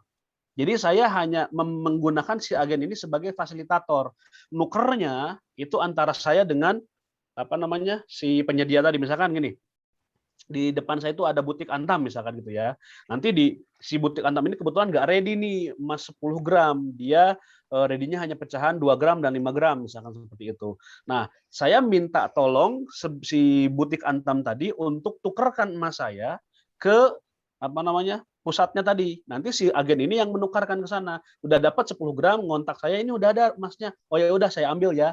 Nah, itu jadi wakalah jadinya. Kita nitip. Itu boleh-boleh saja. Yang tidak boleh adalah ketika saya nuker ke agen tersebut, oke saya terima, tapi emasnya nanti ya. Nah, jadi seolah-olah saya transaksinya dengan agen tersebut, tapi ketika dijelaskan kayak tadi gitu ya, oh Mbak kalau misalkan pengen nuker dengan satu pecahan 10 gram di sini nggak punya, saya harus ngontak dulu ke pusat, gimana? Nah, gitu. Berarti kan kita menjadikan si agen ini sebagai wakil. Oh ya udah Mas atau Mbak titip ya, tolong tukarkan kurang lebih meskipun bahasanya mungkin dengan bahasa yang beda gitu ya. Tolong tukarkan emas pecahan saya ini menjadi emas 10 gram seperti itu. Itu boleh-boleh saja seperti itu ya. Jadi yang tidak boleh itu akadnya dengan yang bersangkutan tapi bayarnya belakangan. Nah, gitu. Itu yang tidak boleh. Seperti itu. Meskipun ada jeda berapa hari gitu ya dari kita memberikan pecahan yang bertukar ke yang pecahan lebih besar gitu ya? Karena statusnya kita nukernya lewat wakil tadi, gitu ya, lewat wakil tadi itu pakainya wakalah. Jadi saya wakilkan emas saya ke Anda untuk ditukarkan langsung ke pusat seperti itu. Itu boleh-boleh saja, gitu. Ya, ambil Ustaz. Oke. Terima kasih. Ya. Jazakallah khair. Berarti bisa ini ya Sat ya, disiasati dengan akadnya ya Sat ya, dalam artian Iya, dalam proses akad akadnya pun wakalah. bisa Karena kan mempengaruhi gini, kalau zaman sekarang itu kan pengiriman barang itu tidak seribet zaman dulu ya. Artinya ya, betul. kurir itu bisa dikatakan apa namanya? Kalau misalkan saya nih ke Pak Kemas mau beli emas, ya kemudian Pak Kemas malam ini juga langsung kirim ke kurir. Ketika Pak Kemas sudah kirim, saya udah kirim Ustaz, ini resinya. Kemudian saya transfer uangnya. Itu sebetulnya masuknya kontan, masuknya cash, masuknya on the spot. Kenapa? Oh, Karena emas dari Pak Kemas udah keluar, uang dari saya oke. juga udah keluar. Tinggal masalah transportasinya saja kan gitu. Itu sebetulnya masuknya on the spot gitu kan. Yang nggak boleh itu adalah saya kirimnya sekarang. Nah, tapi emasnya belum ini dulu, belum ngasih gitu kan. Ya udah, nanti saya kirim emasnya besok ya, saya kirim emasnya 2 hari lagi ya. Nah, itu berarti kan ada penundaan, itu yang tidak boleh gitu ya. Jadi kalaupun misalkan nanti nyampe ke saya jedanya 2 hari, tapi sebetulnya dikirim oleh Pak Kemasnya di hari yang sama, itu sebetulnya udah on the spot ya. Sebagian Oh, besar ulama sudah mengatakan itu boleh gitu. oh. Apa berarti kita misalkan katakanlah sebagai penjual online gitu, ketika kita dapat orderan dan uang sudah masuk, maka ketika itu juga harus kita urus gitu, Sat, harus kita kirim. Tidak boleh ada penundaan. Kalau yang kita jualnya emas. Oh, Kalau jual beli barang biasa sih nggak ada kewajiban ya. Karena kalau udah jual beli barang biasa boleh tunai, boleh ditangguhkan. Itu nggak apa-apa. Oke, baik. Alhamdulillah. Oke, Bapak Ibu izin ya, ini kalau misalkan pertanyaannya mungkin ada yang belum terjawab, karena ini masuknya semakin banyak pertanyaan, nanti kalau memang dibutuhkan mungkin kita bisa adakan di pekan berikutnya, insya Allah ya, supaya bisa terjawab semua pertanyaan-pertanyaannya, insya Allah. Baik, Sat, ini pertanyaan juga yang banyak ditanyakan perihal bisnis MLM, Sat. Jadi, apa pandangan Ustadz perihal bisnis MLM? Apakah juga termasuk riba? Dan sekarang kan mulai ada bisnis MLM yang mengatasnamakan MLM syariah. Maka seperti apa sih bisnis MLM yang syariah itu, yang dihalalkan itu yang seperti apa? Baik, ini sebetulnya seperti yang saya singgung di awal tadi ya, tidak semua bisnis itu bisa dihukumi dengan riba gitu ya. Jadi nanti kayaknya menarik nih Pak Kemas kalau misalkan mau diadakan kajian lanjutannya, itu membandingkan antara riba, maisir, dan gharar. Ini biasanya sepaket tuh. Maisir, gharar, dan riba itu sepaket tuh. Jadi transaksi-transaksi yang merugikan apa namanya kaum muslimin gitu kan, tapi tidak semuanya masuk riba sebetulnya. Nah, MLM sendiri sebetulnya kalau dari sisi riba ya nyaris tidak ada unsur riba di sana ya. Nyaris tidak ada unsur riba di sana. Cuman kalau misalkan dari dikatakan syar'i atau tidak, maka harus dibedah ya, harus dibedah MLM itu syar'i atau tidak. Nah, MLM yang syar'i itu yang kayak gimana sih? MLM yang syar'i itu adalah ketika fokus yang dilakukan oleh MLM ini adalah menjual produk ya. Jadi profit yang didapatkan itu memang betul-betul dari menjual produk ya. Misal saya supplier beras misalkan. Saya ini bos beras gitu ya. Gimana caranya saya bisa menjual beras saya dengan cepat? Kalau misalkan saya jual langsung ke tengkulak, itu memang cepat, tapi untungnya kecil. Nah, saya pengennya ini jual beras ini langsung ke konsumen sehingga untungnya besar ya, untungnya besar. Cuman kan kalau untuk langsung ke konsumen distribusinya susah. Akhirnya saya ngerekrut beberapa orang. Ya, saya ngerekrut beberapa orang gitu kan. Ini contoh simpel ya, ngerekrut beberapa orang, 10 orang. Mau nggak kamu jualin beras saya gitu ya. Kamu tawarin ke orang, nanti kalau ada orang yang deal, kamu kontak ke saya kirim berasnya. Saya rekrut tuh 10 orang. 10 orang tadi, oke, saya siap jual misalkan satu orang bilang saya siap jual sekintal, saya siap jual sekintal. Nah, ternyata orang-orang tersebut juga bukan jual langsung. Mereka juga nawar-nawarin lagi ke warung-warung. Mas, mau nggak nih beli beras dari saya gitu kan. Nah, fokus utama dalam transaksi ini itu kan sebetulnya skemanya sama ya. Saya satu orang, ada 10 di bawah saya, nanti masing-masing dari kaki di bawah saya ini dia juga ngerekrut lagi di bawahnya gitu ya. Tapi fokus di sini adalah jualan beras ya. Memang fokus utama dari bisnisnya adalah jualan beras. Gimana caranya saya menjual beras saya kepada masyarakat secara umum gitu kan. Sementara orang-orang yang berada di bawah saya bagaimana caranya dia supaya dapat margin gitu ya. beli dari sayanya misalkan harganya 7.000, dia jual ke orang di bawahnya 10.000. Nanti orang yang di bawahnya akan jual ke orang yang di bawahnya lagi 12.000 misalkan seperti itu. Nah, itu sebetulnya MLM yang yang hakiki gitu ya. Multi level marketing gitu kan. Marketingnya menggunakan multi level. Ada orang di atasnya yang dia punya produk banyak banget gitu ya. Kemudian untuk cara pemasarannya dia nggak pakai ke agensi atau ke distributor, tapi dia rekrut orang secara langsung. Nah, orang secara langsung ini juga akan merekrut orang-orang di bawahnya untuk menjualkan juga. Itu adalah MLM yang sebenarnya gitu ya. Nah, kemudian yang tidak syar'i itu yang kayak gimana? Nah, ini mungkin tidak akan terlalu mendalam saya bahas ya, tapi ini untuk berikan gambaran saja. Biasanya saya suka membedakan seperti ini, Bapak Ibu semua ya. Saya bilang gini, kalau dia MLM, beneran MLM, insya Allah syar'i. Karena kalau MLM itu multi level marketing. Dia sebetulnya marketing biasa, cuman teknisnya aja dengan melakukan merekrut orang untuk menjualkan barangnya. Tapi kalau skemanya adalah MLR, nah ini mungkin bagi Bapak Ibu ini baru istilahnya. Ustaz, emang ada MLR? Ini tapi istilah baru saya ya. MLR itu apa? Kalau dia fokus bisnisnya bukan pada menjual barang, tapi pada rekrut orang, ya. Makanya namanya MLR, multi level recruiting gitu ya. Jadi fokusnya itu ngerekrut orang, bukan fokusnya itu menjual barang gitu ya. Semakin saya banyak rekrut, semakin saya banyak untung. Terserah mau jual atau enggak. Yang penting saya rekrut gitu kan. Kenapa? Karena yang dikejar bukan jualan barangnya, tapi yang dikejar adalah bonus poin dari rekrutannya. Nah, ketika yang dikejar adalah itu, maka ada kemungkinan ada gharar di sana. Ada gharar di sana, bahkan bisa jadi lebih jauh ada maisir di sana. Seperti itu, gitu ya. Jadi bukan riba, tidak ada. Kalau riba tidak ada. Dalam MLM itu nyaris tidak ada. Tapi biasanya ada gharar di sana, ada ketidakjelasan. Nanti kalau misalkan ada kesempatan bisa kita bedah ya, model MLM yang syar'i itu seperti apa, yang lebih rincinya, atau yang tidak syar'i itu yang seperti apa. Tapi yang jelas untuk awalan nih, gambaran umum ya, kalau MLM itu fokusnya jual barang, maka insya Allah dia syar'i ya. Maksudnya cenderung lebih syar'i. Kenapa? Karena fokusnya memang jualan barang. Tapi kalau fokus MLM tadi adalah MLR gitu ya, multi level recruiting, kita disuruh rekrut.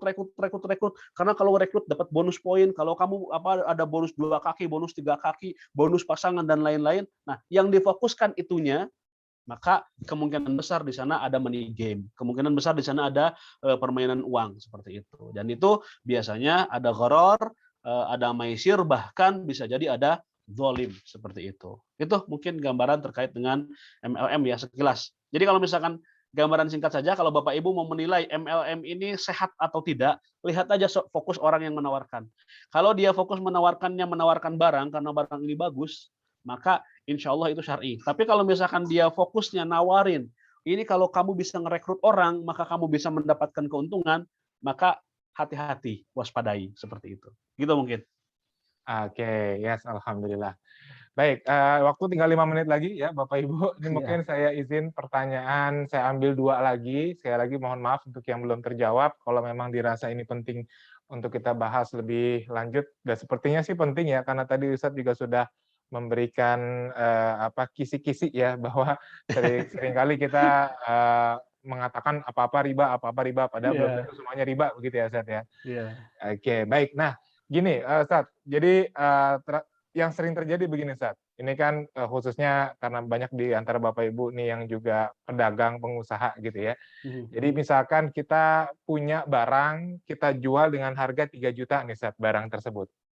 Tapi kan untuk menarik pembeli ini biasanya suka ada bonus-bonus gitu, diskon. Jadi gini, kalau dibayar lunas, Bapak Ibu tidak bayar 3 juta, cukup bayarnya 2,5 juta saja.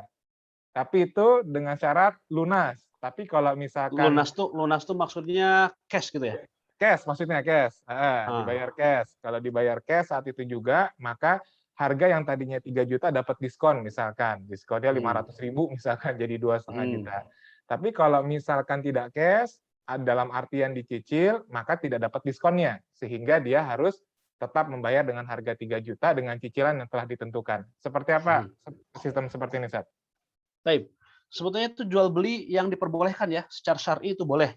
Gitu. Jadi misalkan gini, awas jangan sampai ada, kalau misalkan Bapak Ibu pernah membaca artikel atau literatur yang menyebutkan dan mengharamkan model seperti ini, karena ada yang mengharamkan dengan alasan ini adalah 2 akad dalam 1 jual beli katanya gitu. Kalau dibeli cash itu apa tadi 2,5 juta, kalau dibeli kredit atau dicicil jadi 3 juta. Oh ini nggak boleh nih karena ada 2 akad dalam 1 akad. Ini sebetulnya bukan ya. Jadi transaksi yang tadi yang barusan itu sebetulnya betul-betul transaksi yang syar'i dengan catatan ketika sudah terjadi maka sudah jelas transaksi yang di mana yang diambil atau akad yang mana yang diambil. Contoh misalkan ada Pak Ahmad dan Pak Khalid gitu ya. Pak Ahmad ini jualan motor, ya jualan motor. Kebetulan dia punya showroom gitu ya, showroom motor gitu kan.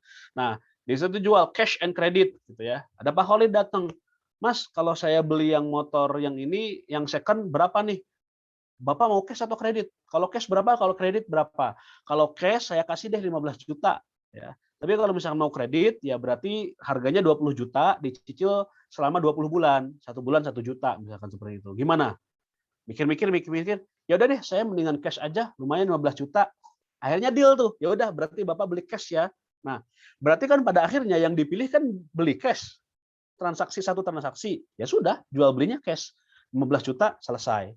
Datang lagi misalkan Ibu Zainab gitu ya, datang ke situ, Mas mau beli motor, yang mana? Yang ini nih, ini berapa? Oh ini kalau Ibu beli cash sekarang 15 juta, kalau Ibu pengennya nyicil 20 juta. Waduh, kalau beli sekarang 15 juta, saya uangnya kurang nih, cuma 10 juta. Ya udah, saya nyicil aja deh. Ya udah, Ibu nyicil ya, berarti Ibu nyicil 20 bulan, 1 bulannya 1 juta, 1 juta, 1 juta gitu ya. Jadi 20 juta. Deal, deal. Ya udah dibawa tuh motor, kemudian nanti nyicil. Itu kan transaksi yang terpisah juga. Jadi jual beli seperti ini itu sebetulnya syar'i, tidak ada masalah di dalamnya. Dengan catatan tadi ya, pada akhirnya hanya satu transaksi yang akan dipilih oleh konsumen. Nggak mungkin ada konsumen yang milih dua-duanya gitu ya. Cash juga, kemudian apa namanya kredit juga gitu kan. Pada akhirnya akan ada satu transaksi yang dipilih seperti itu. Nah, catatan yang kedua, tidak boleh ada perubahan harga setelah disepakati. Misal gini, oke saya kredit ya 20 juta. Deal, deal. Setelah 5 bulan berjalan, si Ibu Zainab tadi datang lagi. Mas, sekarang saya udah punya uangnya nih, mau saya lunasin. Kan kemarin kalau cash itu 15 juta, tapi saya udah nyicil nih sekarang 5 juta yang kredit. Bisa nggak saya kasih potongan diskon yang harusnya 20 juta, kan saya mau lunasin sekarang nih. Jadi 18 juta deh, saya jadi lunasinya 13 juta lagi. Nah itu nggak boleh. Ya, karena harga sudah ditetapkan ketika transaksi. Tidak boleh ada perubahan ketika transaksi itu belum tuntas. Selama cicilannya belum selesai, ya tuntaskan sampai selesai. Harganya itu harus sama dari awal akad sampai akhir akad. Seperti itu. Masya Allah, baik. Nah, saat ini mungkin pertanyaan terakhir perihal tentang leasing secara konvensional dan juga secara syariah. Itu seperti apa, Sat? Jadi sebenarnya leasing yang diperbolehkan, yang disebut secara syariah itu yang seperti apa sih, Sat, sebenarnya, Sat? Oke, perbedaan terbesarnya itu adalah ada pada basis ini ya, basis transaksinya. Kalau leasing konvensional itu kan sebetulnya kita pinjam uang atau minta ditalangin membeli motor ke orang. Ya, misalkan gini, saya Hendra, ya, saya mau beli motor di dealer Honda, ya, motor senilai 20 juta, gitu ya. Kemudian saya datang ke leasing, leasingnya leasing ABCD, gitu ya. Kata leasing ABCD, oke, Bapak milih motor Honda nilainya 20 juta gitu ya. Silakan tanda tangan sepakati. Nanti kami belikan motor tersebut, kami bayarkan ke leasing ya untuk pembelian motor tersebut. Nanti silakan Bapak ambil motornya di dealer atau nanti motornya akan diantar sama dealer ke rumah Bapak gitu ya. Nah, nanti Bapak nyicil ke kami itu 25 juta. Ya, 25 juta dengan angsuran sekian bulan gitu ya. Totalnya 25 juta seperti itu. Nah, ini leasing konvensional sebetulnya jadi haram kenapa? Karena akad yang terjadi adalah utang piutang. Saya minjem uang ke leasing seharga 20 juta atau senilai 20 juta untuk membeli motor. Karena motor ini ketika saya beli itu sudah atas nama saya, ya. Sudah atas nama saya. Jadi leasing itu bukan membeli motor, tapi leasing itu ngasih saya pinjaman uang untuk membeli motor tersebut. Jadi kan ketika dealer nganterin motor ke rumah saya, itu motor udah atas nama saya. Nah, sehingga itu pinjam uang. Sementara ketika bayarnya 25 juta, berarti ada 5 juta kelebihannya di sini. Nah, minjemnya 20, bayarnya 25, itu jadi riba. Nah, kalau leasing yang syar'i gimana Ustadz? Kalau yang leasing yang syar'i itu beda cara kerjanya. Ketika saya datang ke leasing, Pak, leasing ABCD misalkan, Pak saya mau beli motor apa? Motor Honda. Honda yang kayak gimana? Honda yang kayak gini. Nah, kemudian dicarilah motor tersebut sama leasing. Oh ada nih Pak, Honda kayak gini harganya 20 juta kalau dari dealer. Gimana Pak, deal? Mau beli yang kayak gini? Boleh deh, saya beli. Oke, Bapak nanti datang lagi ke sini 1 pekan lagi ya. Nanti 1 pekan lagi kami sediakan motornya, kami siapkan gitu kan. Nanti kita lakukan akadnya, transaksinya. Saya pulang, kemudian seminggu kemudian misalkan, biasanya nggak seminggu ya, paling 2 hari gitu kan. 2 hari kemudian saya datang ke leasing gitu kan, atau ditelepon sama leasing, Pak barangnya sudah ready nih. Nah, kemudian saya datang ke leasing gitu kan. Nah ini Pak motor sudah ada gitu kan. Sekarang kita sepakati nih, kan harga belinya 20 juta, karena ini Bapak belinya kredit dari kami gitu kan, maka kami ketetapkan harganya ada marginnya sebesar 25 juta gitu ya. Gimana sepakat? Ya udah sepakat. Saya tanda tangan tuh. Oke, berarti motor ini kami jual ke Bapak seharga 25 juta dengan model cicilan, ya kredit seperti itu. Nah, yang kedua ini boleh. Kenapa? Karena transaksi yang terjadi antara saya dengan leasing itu bukan transaksi utang piutang, tapi transaksi jual beli. Loh, kenapa jual beli? Karena motornya dibeli dulu sama si leasing, ya. Motornya dibeli dulu sama si leasing, dimiliki dulu sama leasing, setelah itu leasing menjual kepada saya. Itu namanya bai'ul murabahah lil amir bisyira. Si leasing itu membeli motor, kemudian leasing itu menjual kepada saya. Jadi saya dengan leasing transaksinya adalah jual beli, bukan utang piutang. Dan harga yang saya dapatkan itu adalah 25 juta. Bukan harga 20 juta kemudian bayar 25 juta, tapi harga yang saya dapatkan adalah 25 juta. Lah terus 20 juta tadi apa? 20 juta tadi itu adalah harga antara leasing dengan dealer. Ya. Leasing dengan dealer 20 juta, kemudian leasing menjual ke saya 25 juta. Itu yang syar'i seperti itu. Gitu mungkin gambarannya. Iya, alhamdulillah. Baik, terima kasih Ustadz ya. Insyaallah Ya. Bapak dan Ibu banyak sekali ilmu yang kita dapatkan pada malam hari ini. Namun karena berhubung keterbatasan waktu, mohon maaf untuk pertanyaan-pertanyaan yang belum terjawab. Mungkin sebagai akhir Ustadz, karena juga di sini tadi ada beberapa pertanyaan juga dan mungkin ini juga bisa menjadi penutup dari kajian ini dari riba itu sendiri Ustadz. Setelah kita bahas praktek-praktek ribanya, sebenarnya bagaimana sih dampaknya ketika kita mempraktekkan riba dalam kehidupan, apa imbasnya kepada diri kita ya secara ya mungkin kehidupan di dunia bahkan kehidupan di akhirat. Riba ini mengajarkan 2 hal negatif pada manusia gitu ya. Yang pertama mengajarkan kemalasan, yang kedua menjual mimpi indah gitu, mimpi indah yang kosong. Ya. Kenapa menjual kemalasan? Karena konsep riba ini orang akan mengandalkan uang yang dimilikinya untuk menjadi uang lagi. Padahal uang itu benda mati. Ya.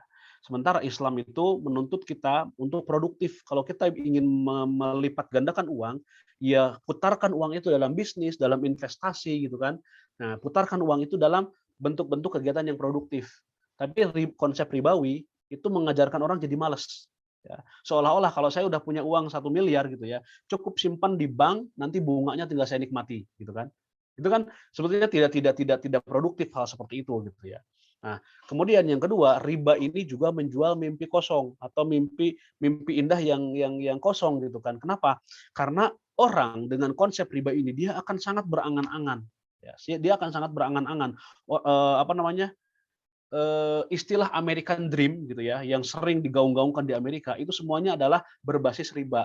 Orang akan jadi habit utang piutang, kredit mengkredit gitu ya, kemudian transaksi ribawi karena dia punya mimpi-mimpi kosong. Orang jadi terbiasa, mohon maaf gitu ya, nyicil ini, nyicil itu, menggunakan kartu kredit, menggunakan fasilitas-fasilitas pinjaman gitu kan, karena dia punya mimpi yang ingin dikejar seperti itu. Padahal dia sendiri sebetulnya tidak produktif gitu kan. Di satu sisi dia diajarkan tidak produktif, di sisi lain dia diajarkan untuk menjadi konsumtif dengan memimpikan atau membayangkan kehidupan indah, punya ini, punya itu, punya ini, punya itu gitu kan. Sehingga dampaknya secara duniawi ya, ini hanya akan menguntungkan lagi-lagi adalah orang-orang yang punya modal, ya orang-orang yang punya kapital tadi gitu ya, dan akan semakin menggerus orang-orang yang miskin.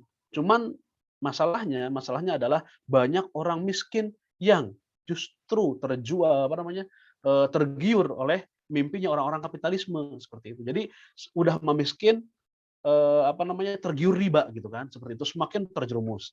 Dan kalau kita berbicara tentang akhirat, tentunya ada satu ayat yang Allah Subhanahu wa taala berfirman, fa in lam yantahu fa'danu biharbin minallahi wa rasulihi.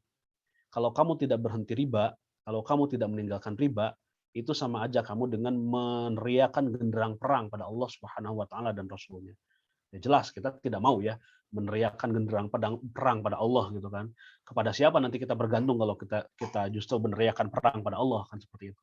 Jadi riba itu saking dahsyatnya bahkan Allah pun mengancam dengan ancaman seperti itu. Orang yang tidak mau berhenti dari riba itu seolah-olah dia nantangin Allah seperti itu. Nah gitu. Mudah-mudahan kita semua terhindar dari riba dan percayalah banyak sekali opsi-opsi mendapatkan keuntungan selain dari riba.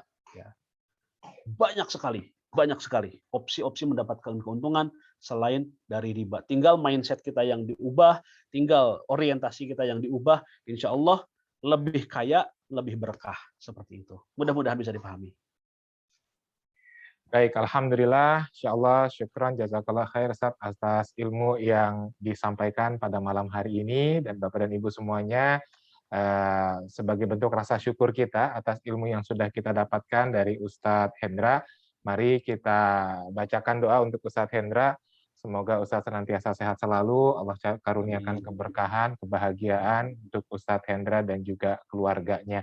Dan juga kita doakan untuk semua guru-guru kita yang telah menjadi perantara ilmu sampai kepada kita, sehingga terus kita semakin kaya akan ilmu pengetahuan, ya semakin kita memahami tentang agama Islam, semakin bertambah pula kecintaan kita, keimanan kita kepada Allah Subhanahu wa taala. Maka sebagai bentuk rasa syukur, mari kita doakan guru-guru kita, terkhusus pada malam hari ini untuk Ustadz Hendra. Kita bacakan Al-Fatihah untuk Ustadz Hendra dan guru-guru kita. Al-Fatihah. A'udzubillahi minasyaitonirrajim. Bismillahirrahmanirrahim. Alhamdulillahirabbil alamin, arrahmanirrahim, maliki yaumiddin. Iyyaka na'budu wa iyyaka nasta'in. Ihdinas siratal mustaqim, siratal ladzina an'amta 'alaihim, ghairil maghdubi 'alaihim waladdallin. Amin. Amin amin ya rabbal alamin. Bapak dan Ibu yang dicintai Allah, saya ingin informasikan bahwasanya insyaallah kajian bersama dengan Ibnul Qayyim Learning Center masih terus akan berlanjut, dan yang paling terdekat adalah insya Allah besok pagi. Besok pagi bersama dengan Ustadz Abdul Haris Mukhtar, kita akan melangsungkan kajian dengan tema keutamaan mengenal Allah melalui Asmaul Husna. Nah, jadi ini bagi Bapak dan Ibu yang kemarin sudah pernah ikut kajian Asmaul Husna, namun mungkin tidak dari awal, maka insya Allah Ustadz Abdul Haris Mukhtar akan kembali membahas ya mengapa pentingnya kita mengenal Allah melalui Asmaul Husna, dan juga nanti dilanjutkan dengan pembahasan-pembahasan Asmaul Husna yang lainnya. Mudah-mudahan dengan kita mengikuti kajian tentang Asmaul Husna ini bertambah cinta kita pula kepada Allah Subhanahu wa taala dengan mengenal Asmaul Husna. Lalu kemudian di hari Sabtu malamnya, nah ini ada pergantian jadwal. Karena Ustadz Hendra sudah malam hari ini, maka besok malam insya Allah saya akan sharing, berbagi kepada Bapak Ibu dengan tema menemukan rasa dalam doa. Ya, insya Allah saya akan sharing bagaimana ketika kita berdoa itu kita bisa lebih khusyuk dan bisa lebih doa yang kita panjatkan ini bisa menyentuh hati kita. Nah, izinkan Bapak Ibu, insya Allah besok saya akan sharing malam ya jam 8 malam. Nah, dan juga Bapak Ibu kami informasikan insya Allah program Talaki Jilid 2 sudah kami buka untuk pendaftarannya. Jadi bagi Bapak Ibu yang ingin mengikuti program Tahsin dan Tajwid Jilid 2 bersama dengan Ustadz Abu Qawam, bisa segera mendaftar ke admin, yang dimana nomornya sudah tertera ya. Silakan boleh dicatat 0812 1992 0724. 0812 1992 0724. Apa saja yang akan dipelajari di program Tahsin dan Tajwid Jilid 2. Nah, ini dia gambarannya. Ada 15 kali pertemuan Bapak dan Ibu, ya. 15 kali pertemuan dengan Ustadz Abu Qawam, yaitu di hari Kamis. Lalu kemudian 15 kali pertemuan juga dengan para pembimbing, musyrif dan musyrifah yang insya Allah akan mengoreksi setiap latihan dan juga bacaan Al-Quran kita. Jadi total selama mengikuti untuk program tahsin tajwid ini totalnya ada 30 pertemuan. Nah, jadi diselesaikan selama 4 bulan insya Allah. Programnya ini 4 bulan. Silakan bagi Bapak Ibu yang berminat untuk ikut, sudah bisa mendaftar. Sekali lagi ini informasinya. Kita akan mulai di tanggal 9 Desember untuk pertemuan yang pertama. Nah, itu dia Bapak dan Ibu, dan sebagai penutup, rasa syukur kami atas partisipasi Bapak dan Ibu yang senantiasa mengikuti kajian-kajian bersama dengan Ibnul Qayyim. Kami ucapkan terima kasih banyak, dan juga rasa syukur yang sebesar-besarnya, dan juga terima kasih kepada Bapak Ibu yang mendukung kegiatan-kegiatan kami, salah satunya melalui infak kajian Ibnul Qayyim Learning Center. Kami doakan mudah-mudahan dari infak yang telah Bapak Ibu berikan, Allah balas dengan kebaikan yang berlipat ganda, Allah curahkan keberkahan, rezeki yang berlimpah untuk kita semuanya. Dan insya Allah dari setiap manfaat yang dirasakan para peserta, mengalir juga amal kebaikannya untuk Bapak dan Ibu semuanya. Amin ya Rabbal Alamin. Dan Bapak Ibu, untuk kajian-kajian Ibnul Qayyim yang lainnya, Bapak Ibu juga bisa simak di YouTube Ibnul Qayyim Learning Center. Silakan boleh dibuka saja ya di YouTube, searching Ibnul Qayyim Learning Center. Di sini ada kajian-kajian yang pernah kita lakukan. Salah satunya seperti kajian tentang zakat bersama dengan Ustadz Hendra, juga kajian tentang waris bersama Ustadz Hendra, dan juga kajian-kajian yang lainnya. Insya Allah bisa disimak di YouTube-nya Ibnul Qayyim Learning Center. Demikian Bapak dan Ibu semuanya, ya. Sebagai penutup, mari sama-sama kita membaca doa kafaratul majelis. Subhanakallahumma wa bihamdika asyhadu alla ilaha illa anta astaghfiruka wa atubu ilaik. Mohon maaf lahir dan batin. Insyaallah kita jumpa lagi di kesempatan berikutnya. Wassalamualaikum warahmatullahi wabarakatuh.